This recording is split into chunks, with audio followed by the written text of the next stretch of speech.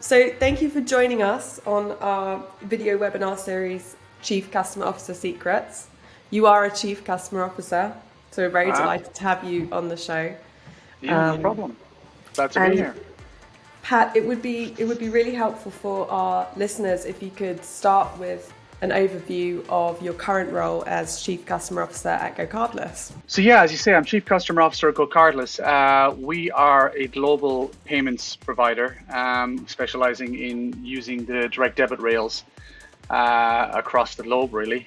So my function encompasses, my role rather encompasses about 5 independent functions across the CS org. So we have customer success management, onboarding, customer experience, customer support, and we have an operations group, delivery and insights group as well. So it's a team of about 100 people globally. We're a business now, I think, of about 540. Really, my role is just to make sure that we're delivering on the GoCardless promise, making sure that everything that we say we do, and holding ourselves as a business to account to that.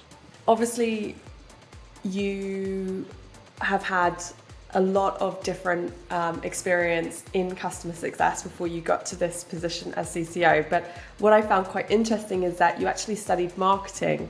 I did. So it would be really interesting to learn more about how you got into the CS path. Yeah, it's a great.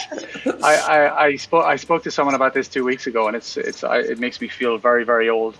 So I did marketing, when digital didn't even exist. I mean, I was at University College Dublin, did commerce, didn't really like accountancy, wasn't particularly fussed about finance at the time, so kind of looked at marketing and thought that looks pretty cool. And for me, that was the first taste of actually I'm pretty good in front of customers. I quite like them. I began to realize I could sell a decent story, I could engage pretty well, and there was something in that. The move from marketing to what I do now, I think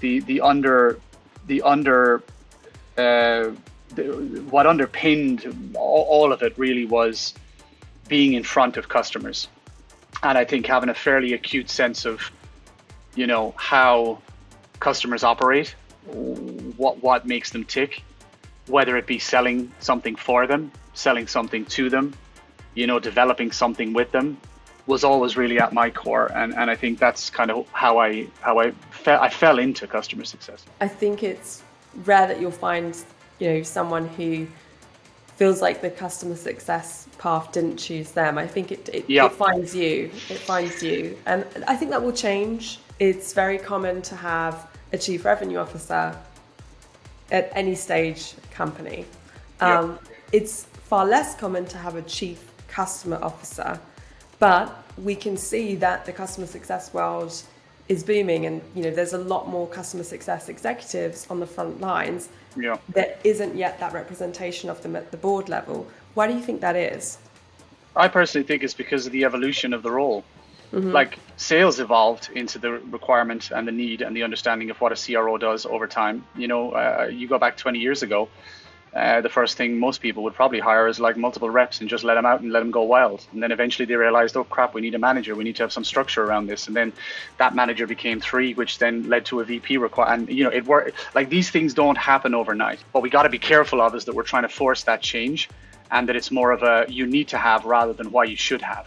I think though, if you look at the maturation of SaaS and the understanding now that retained revenue is the lifeblood of the business, lifetime value is now a more important metric, or at least an equally important metric as bookings, you will start to see people say, who is the person that ultimately I can jump on if this number is bad, or who I can have to drive that number. And that's where the CCO role will kick in. I really feel that as leaders in CS, we have to be enablers.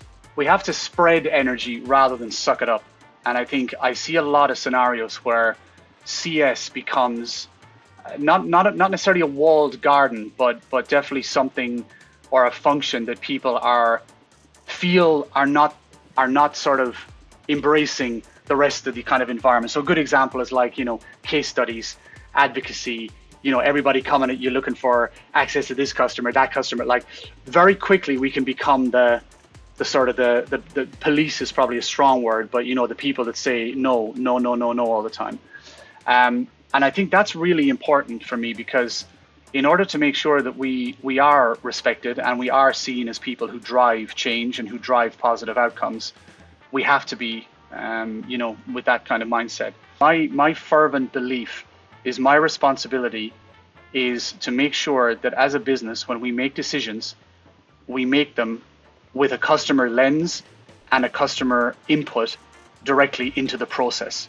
I do not believe that if we make a decision that's counter to what our customers tell us, that that's the wrong thing to do. And I don't get frustrated because of that, because sometimes businesses have to make tough decisions.